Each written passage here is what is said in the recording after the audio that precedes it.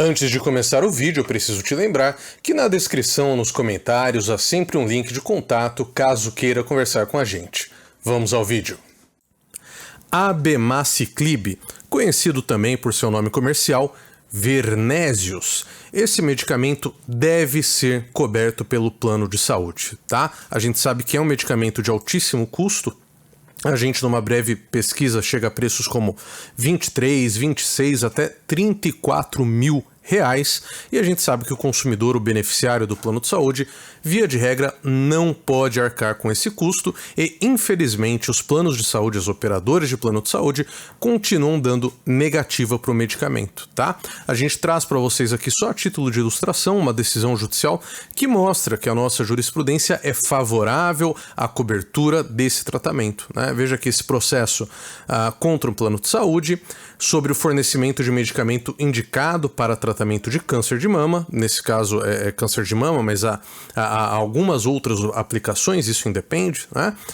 Vernésios, Abemaciclib, alegação de ausência de enquadramento nas diretrizes de utilização previstas no rol da ANS. Isso aqui é o plano de saúde falando, olha, a gente não vai cobrir porque o rol da ANS diz que isso aqui é utilizado de tal jeito, em tal tratamento, que não é exatamente o caso. Mas, a gente sabe, não é o plano de saúde quem define qual é o melhor tratamento para o beneficiário. É o próprio médico assistente, é o médico que atende, que cuida do beneficiário do paciente, né? E exatamente por isso que veio o Tribunal de Justiça e disse, olha, circunstância que não impede a cobertura na espécie, existência de prescrição médica, logo custeio devido. E nesse caso, como é um tratamento antineoplásico, é devido ao tratamento, inclusive, domiciliar, né? Essa é outra negativa que é muito comum, porque a lei realmente diz que o tratamento domiciliar, o plano de saúde não tem obrigação de cobertura, né? Seria o tratamento ambulatorial ou hospitalar durante a internação. Mas no caso dos antineoplásicos, como é o caso desse medicamento, o plano de saúde é obrigado sim a cobrir, tá? Vamos para outra tela que eu vou mostrar para vocês, eu vou explicar com um pouco mais de detalhes para você entender por que é que o plano de saúde é obrigado a cumprir o tratamento, e vamos explicar também mais ou menos como funciona o procedimento, o processo para poder obrigar a operadora de plano de saúde à cobertura, tá? Vamos lá para outro quadro. Vamos lá então, vamos explicar por que é que o plano de saúde é obrigado a cobrir o tratamento que é indicado pelo médico, tá? A gente vai mostrar por que o plano de saúde deve ser obrigado a custear o tratamento prescrito pelo médico e vamos falar um pouco sobre como funciona esse processo, tá? Então vamos lá, o que ocorre? Existe um órgão do governo que é chamado ANS, tá? É uma agência do governo que vai fazer uma lista de quais são os tratamentos e medicamentos que são devidos aos consumidores, aos beneficiários dos planos de saúde. A gente chama essa lista de rol da ANS. Tá? Só que essa ANS é o seguinte, ela muitas vezes não consegue acompanhar a velocidade da ciência, das descobertas médicas, ela também muitas vezes ela é administrada por pessoas que têm interesses de lobistas, de plano de saúde, etc. Então o rol da ANS, ele nem sempre vai contemplar todos os melhores tratamentos para o caso do consumidor, para o caso do paciente, né?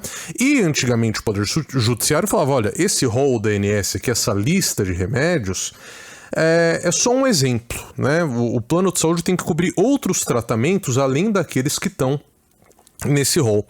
Ocorre que a Justiça, desde 2022, mudou o seu entendimento e passou a dizer que não, que o que tem que cobrir é o que está nesse rol aqui, com algumas exceções, mas via de regra seria isso. O que ocorreu então? O Congresso foi lá e aprovou a lei 14.454 de 2022, tá? O que é essa lei? Ela é uma lei que vai modificar uma outra lei, que é a Lei dos Planos de Saúde, a Lei 9.656 de 98, tá? A gente chama ela de Lei dos Planos de Saúde, ou LPS.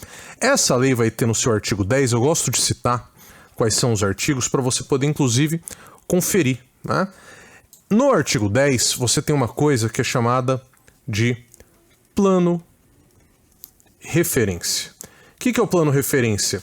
É o mínimo que qualquer plano de saúde tem que oferecer para o consumidor. É o mínimo que qualquer plano de saúde tem que oferecer para o beneficiário. E essa lei 14.000 aqui alterou a lei 9.000 para inserir 2 parágrafos, né? Modificar e inserir, porque no caso é o 12 e o parágrafo 13, né?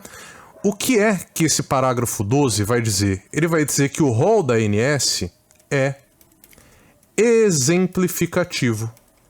Ou seja, aqueles exames, aqueles medicamentos, tudo aquilo que consta ali do rol da ANS, é só um exemplo do que o plano de saúde tem que cobrir. E não tudo que o plano de saúde tem que cobrir, né?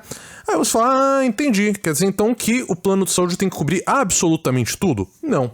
Tem aqui o artigo 13, que vai trazer 2 opções. Vamos fazer para baixo para ficar até mais fácil, né? O artigo 13 vai explicar que há 2 casos em que o plano de saúde tem que cobrir o tratamento que está fora do rol da ANS, que são os casos em que o tratamento tem comprovação científica e o caso em que o tratamento, medicamento ou exame, ou seja lá o que for, é aprovado pela Conitec, que é um outro órgão, ou outros órgãos internacionais de tecnologia em saúde, tá? E aqui é importante a gente frisar que a palavra que a própria lei traz é ou, tá? Ou seja, você não precisa que haja comprovação científica e, ao mesmo tempo, seja aprovado por um desses órgãos aqui. A Conitec é um órgão internacional. Basta um dos 2. Mas a verdade é que, assim, essa segunda opção aqui, que é da aprovação da Unitec ou de outros órgãos, ela é meio que... Eu achei besteira pôr na lei, para ser sincero, porque se está aprovado por um desses órgãos, é porque há estudos que comprovam a eficácia científica daquele medicamento ou daquele exame para diagnosticar uma doença ou alguma coisa, né? Então isso aqui é um pouco besteira. Mas, na maioria dos casos, quando o médico ele prescreve um medicamento, nós temos as 2 coisas, tá? Porque o próprio Código de Ética Médica, ele não permite que o médico prescreva tratamentos experimentais. Tratamento experimental é uma coisa que não é um médico no dia a dia que vai passar para você. Quem vai passar para você tratamento experimental pode ser um médico dentro de um instituto de pesquisa, né? Geralmente não é o caso. O médico do plano de saúde, ele não vai fazer isso, ele só vai te passar um medicamento que tenha comprovação científica, ele já foi testado, já teve pesquisas a respeito da efetividade daquele medicamento ou daquele exame para poder colaborar com o eventual diagnóstico, com a manutenção dos cuidados com a saúde do paciente. E ele normalmente, aqui realmente o Conitec demora muito, tá? Mas quando a gente, aqui no escritório pelo menos, quando a gente vai entrar com a ação, a gente sempre junta no processo documentos que demonstram que existe comprovação científica e geralmente existe, porque como eu disse, o médico não vai receitar para você um tratamento experimental, ele não é louco de fazer isso, né? Via de regra, lógico que pode ocorrer, né? Tô falando aqui pela experiência que a gente tem no escritório. A gente confia em entrar com o processo porque a gente confia que o médico não tá lá apostando o CRM dele numa aventura, né, no experimento. Mas geralmente, se tem comprovação científica, algum desses órgãos internacionais vai já ter aprovado a utilização desse medicamento, desse tratamento em geral, né? A gente costuma buscar muito aqui no escritório as aprovações do FDA, tá? Que seria um equivalente à Anvisa, só que lá dos Estados Unidos, né? E é muito importante estar de olho em tudo isso aqui que eu estou trazendo para vocês. Por quê? Porque como essas mudanças, pode ver a Lei 14.000 que eu citei, ela é de 2022, né? A gente entra para ver os processos, o que os advogados estão fazendo quando entram com o processo, eles ainda estão atuando com a lei antiga, com os entendimentos antigos da jurisprudência. Às vezes a gente vê até juiz julgando sem perceber que mudou a maneira como você tem que fazer a prova das coisas no processo, né? Hoje em dia você prova juntando no processo essas 2 coisas aqui, né? Mostrando que está cumprido o que está escrito no parágrafo 13 do artigo 10. Você não pode mais entrar com o processo pensando no que havia antes da inovação legal, porque senão você corre realmente um risco de perder esse processo por besteira, né? Então é importante seguir tudo isso aqui, porque a lei veio a favor do consumidor, a favor do beneficiário, né? A lei, ela realmente enxerga uma situação em que é muito difícil que o beneficiário não tenha direito à concessão do medicamento, né? Mas aí a gente precisa aprofundar e lembrar de duas situações, tá? A primeira é a da medicação off-label e a segunda é a da medicação para uso domiciliar, tá? Vamos lá. Off-label, o que é off-label? É aquele medicamento que ele está sendo utilizado, mas que aquele uso em específico não está na bula do remédio, né? Então vamos supor, você tem um problema de... você tem um tipo de tumor, que é um tumor X, né? E o tratamento para esse tumor, ele é geralmente feito pelo medicamento Y. Ocorre que o medicamento Y foi testado e não funcionou. O seu médico sabe que existe um medicamento Z, que ele é aprovado pela Anvisa, é um medicamento que ele é seguro e que ele é usado para tratar... Eu vou pegar um exemplo bem bobo aqui, mas é só para você entender bem o que é o off-label. Ele é usado para tratar queda de cabelo. Perceba que assim, entre queda de cabelo e tratar um tumor... A princípio não tem nada a ver, mas há estudos científicos, a comprovação científica de que pessoas que estavam usando esse medicamento para queda de cabelo e tinham esse tipo de tumor, viram a diminuição do tumor. Ou seja, o medicamento não foi feito para tratar esse tumor, por isso não está na bula. Mas o medicamento é seguro, ele é aprovado pela Anvisa, é um medicamento que tem comprovação científica de que ele vai tratar o seu problema. Logo, o fato de ser uma prescrição off-label, de não estar na bula, não invalida a prescrição, tá? Então o plano de saúde tem que cobrir, tá? Tem que cobrir esse medicamento, mesmo que seja uma prescrição off-label, uma prescrição fora da bula. E aqui, por fim, a gente vai ver uma questão que é não menos importante, que é se o remédio for de alto... Porque se é um remédio baratinho, normalmente a pessoa não tem interesse em ver esse medicamento coberto pelo plano de saúde. Mas e se é um medicamento de alto custo para você utilizar em casa, que é um medicamento domiciliar, o plano de saúde é obrigado a cobrir? E a resposta é não, tá? A gente tinha algumas decisões da justiça no sentido de que se o medicamento, o tratamento, ele é um tratamento de alto custo, o plano de saúde deveria custear mesmo que fosse para uso domiciliar. Hoje o entendimento, e tem uma exceção que eu vou trazer para vocês, tá? Mas hoje o entendimento é que o medicamento para uso domiciliar, por mais que ele seja de alto custo, ele não tem que ser coberto pelo plano de saúde. Ele deve ser coberto apenas quando é para uso, que a gente chama de uso hospitalar, né? Que é o uso quando você está internado, ou uso ambulatorial, ou seja, quando você tem que ir até uma clínica médica, um hospital, qualquer coisa, nem que seja só para aplicar o medicamento e ir embora, né? Mas se ele é aplicado ali no âmbito ambulatorial ou hospitalar, então sim, o plano de saúde deve cobrir o medicamento. Agora, se é domiciliar, aí não deve. Qual é a exceção?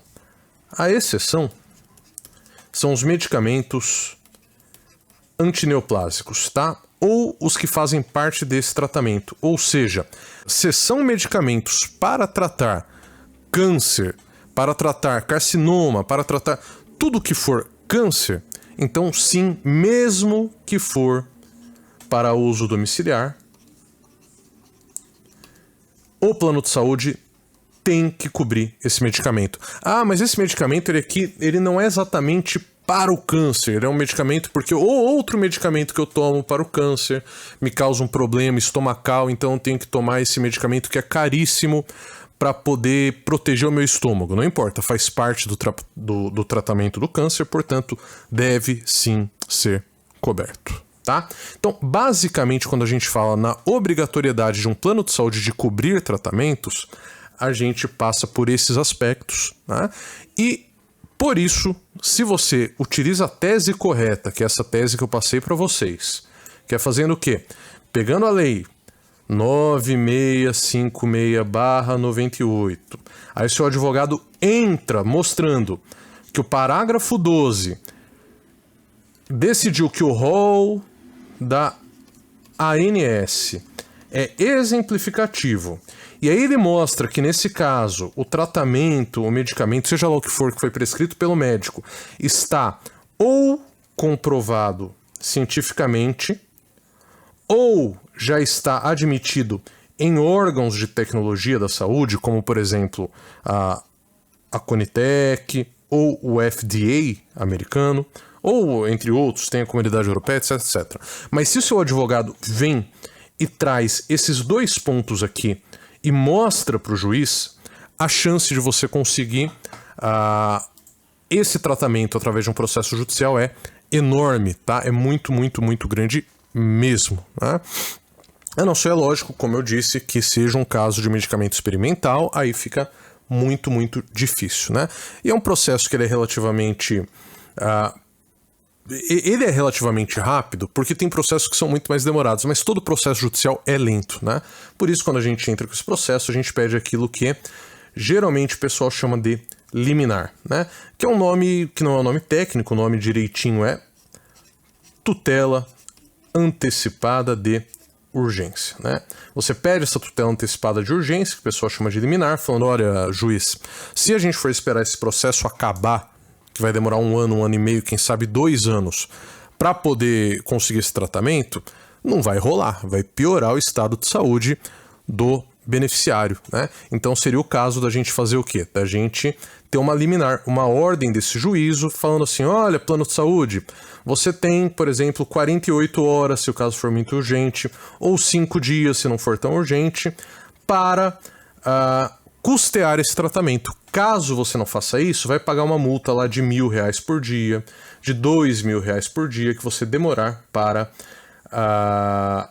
realizar a cobertura do tratamento que foi definido pelo médico assistente, tá? Então, por mais que processos sejam um pouco demorados, via de regra, a gente tem sim o deferimento dessa liminar, às vezes tem que recorrer para conseguir a liminar, mas em 99% dos casos a gente consegue garantir o tratamento através do plano de saúde para que o consumidor possa receber aquele serviço, que é um serviço que ele contratou e que a lei diz que ele tem que receber, tá bom? Bom, preciso lembrar você que se quiser conversar com a gente, tem links aqui na descrição, tem links nos comentários, links de contato, e ficamos à disposição. Até a próxima!